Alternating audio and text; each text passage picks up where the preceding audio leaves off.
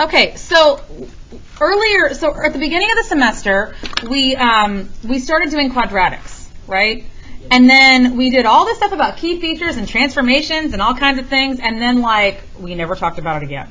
And that has kind of been atypical of our algebra experience. Normally, what we've done is we've done something and then it built to the next thing. But then all of a sudden we took this like break from quadratics. And the reason we did that is because there are things that, so we did everything we could in quadratics. Everything else that we needed to do, we didn't have the math for. So we had to kind of take a step out and learn some more math so that we could jump back into quadratics. So that's why we're, that's why we are where we are. So that's why we haven't done anything with quadratics. So we're jumping back into quadratics now. So briefly, we're going to do just kind of a really quick review, very quick review of key features, and then we're going to jump in and start doing this stuff. We're going to start the stuff we're doing now. There's one more there's a couple more facts we have to learn, a couple more skills we have to learn, and then tomorrow we're going to actually start finding solutions. So what this has all been leading to is how do we solve a quadratic equation?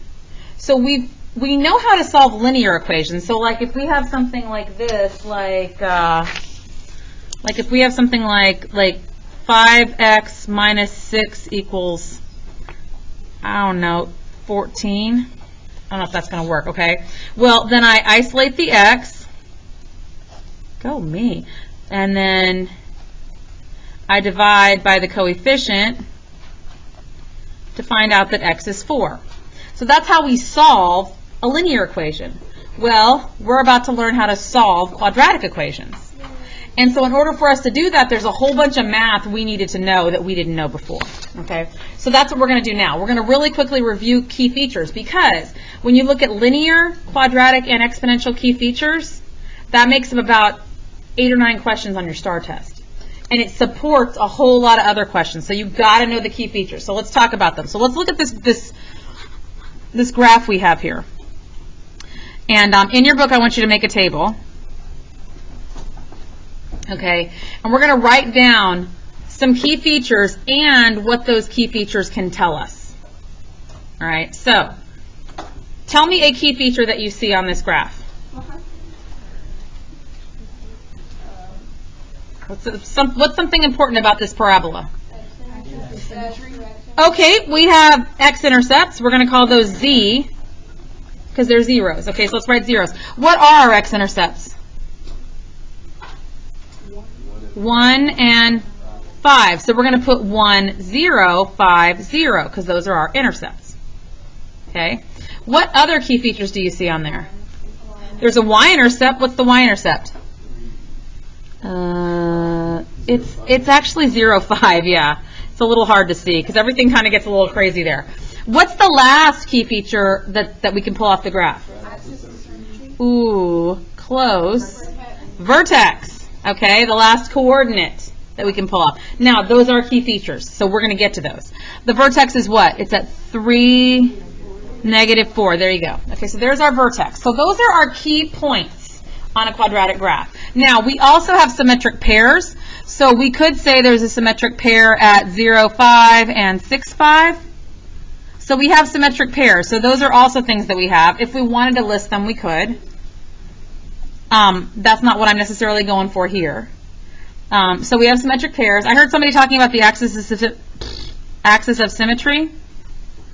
What's the axis of symmetry? So it's the x. X equals what? Where'd that 3 come from? The vertex. So x equals 3 because my vertex has an x value of 3. And that's the equation of that line that runs vertically through the vertex. It runs right through x equals 3 right here. Okay?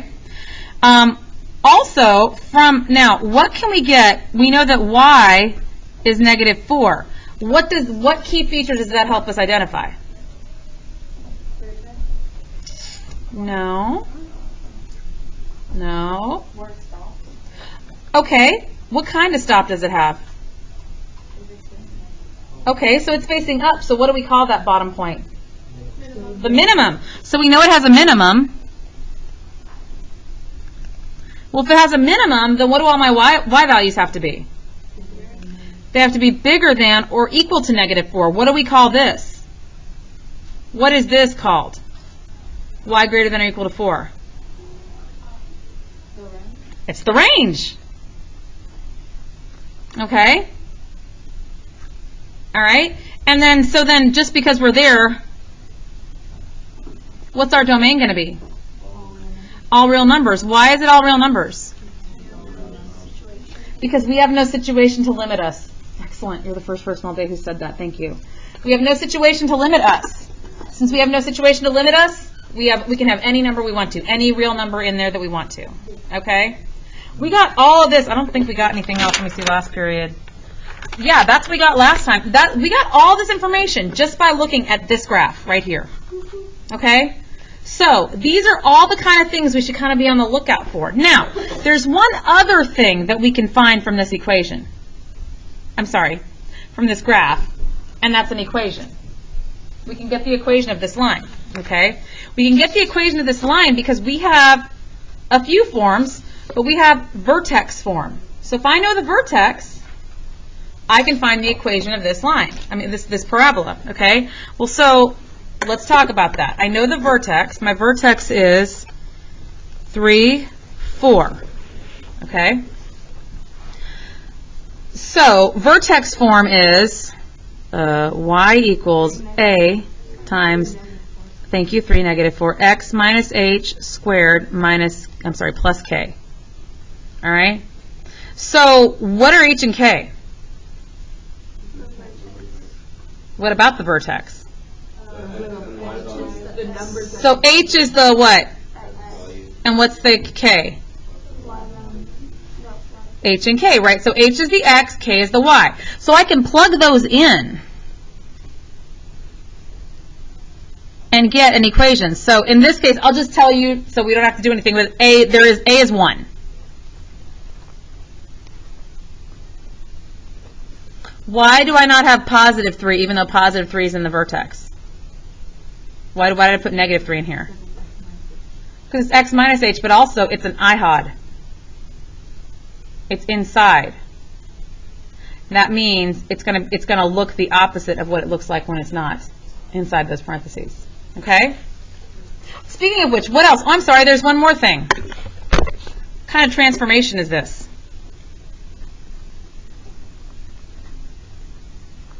From the parent function.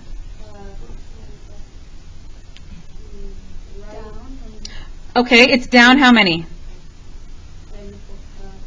It's down 4, and it's right how many? Okay? All this stuff just by looking at it. Okay? And by the way, we can tell that it has an a of 1 because we go over 1 up 1, over 2 up 2 squared. We see that pattern of the parent function. Okay? All these things. Okay, so so that was stuff we already knew.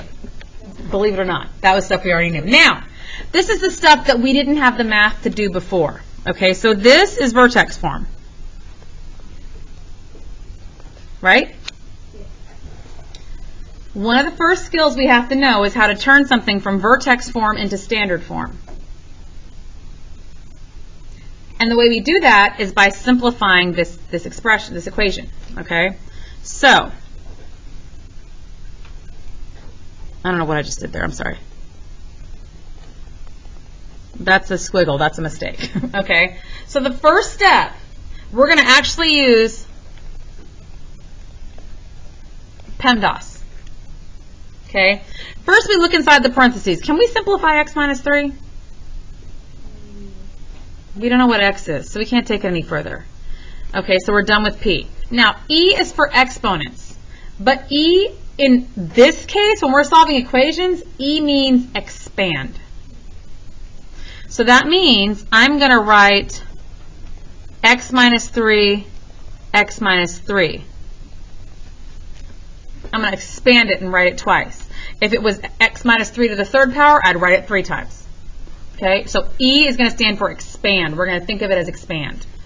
Okay, now I've expanded. Now I'm going to start multiplying or dividing. Well, I have multiplication here. I didn't have the math before, but do I have the math now to multiply this? Yes. I can do it with FOIL.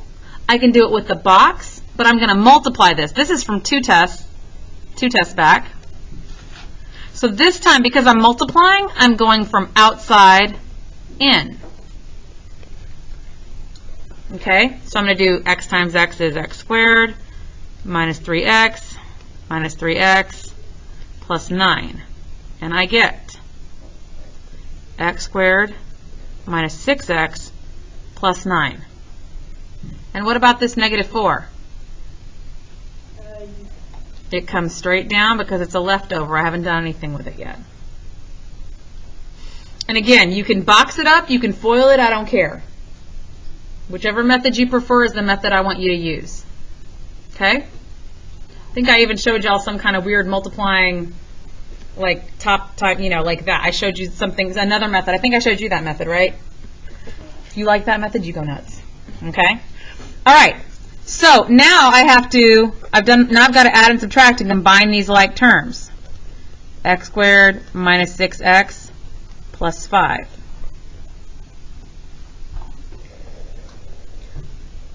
What form is that? That's standard form.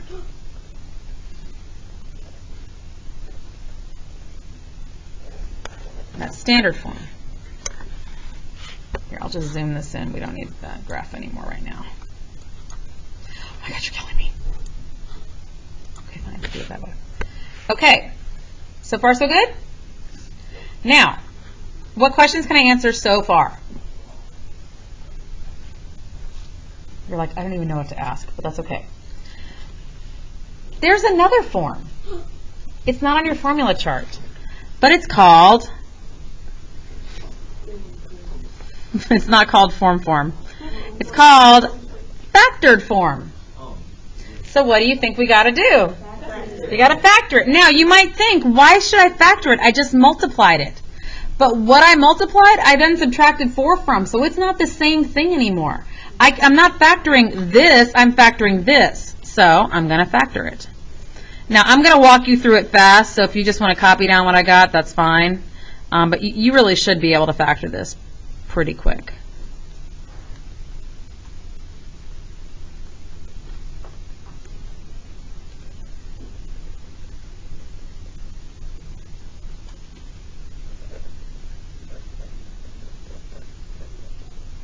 X minus 1, x minus 5, that is factored form.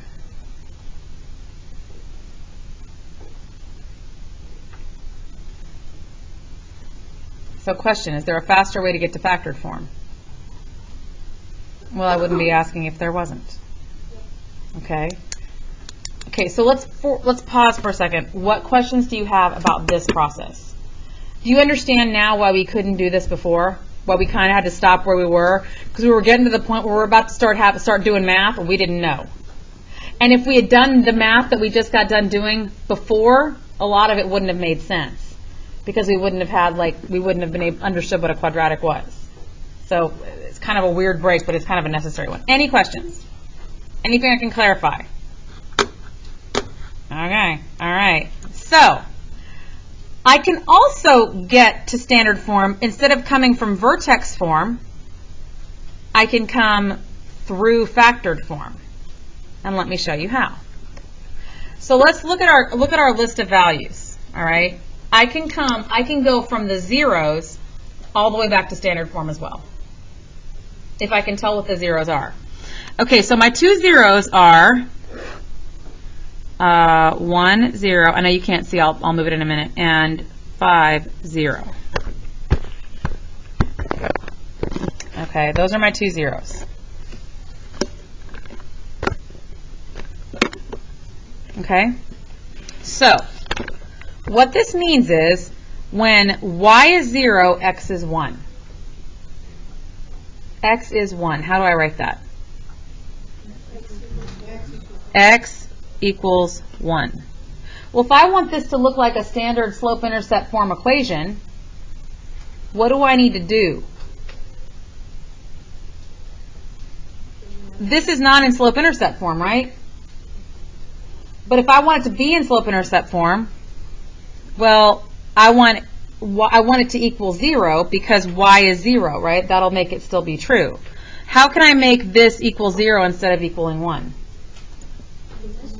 I can subtract 1 from both sides.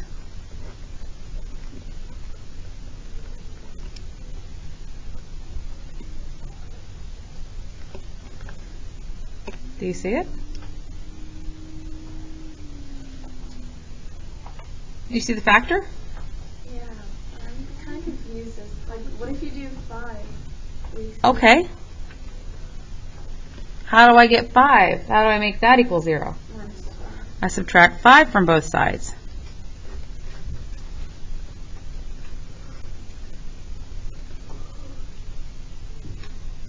Those are my two factors. What do I do with factors? I multiply them together.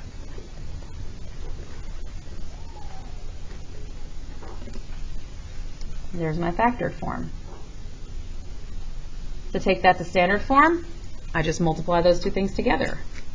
And I get x squared minus 6x plus 5, which is what I had before.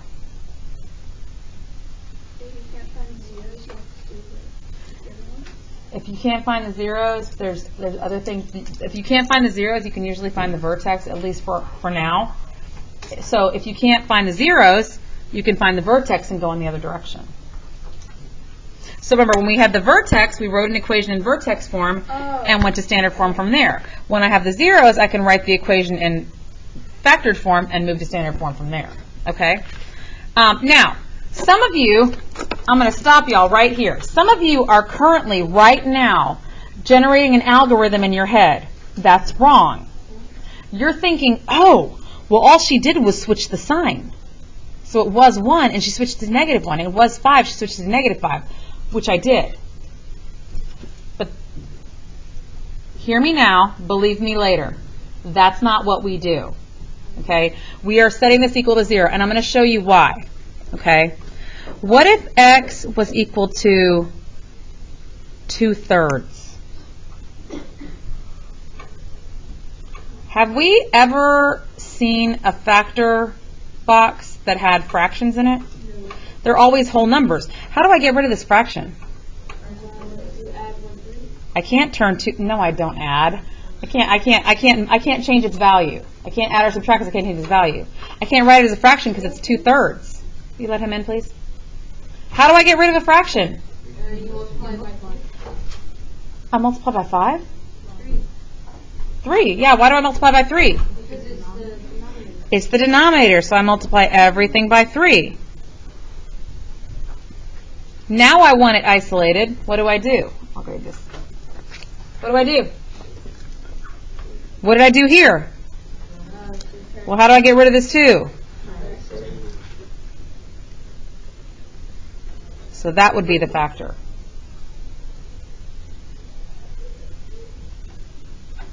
Are you always trying to? You're always turning it into 0. And why we're doing this will definitely make more sense on Monday. On Monday, we're going to learn about finding solutions by factoring. It's going to make a whole lot more sense. I mean, in theory. Practice, I don't know if it will. Any other questions I can answer for you? So why are you writing -2, -2? Because I'm zeroing out the right side. Oh, okay. Any other questions?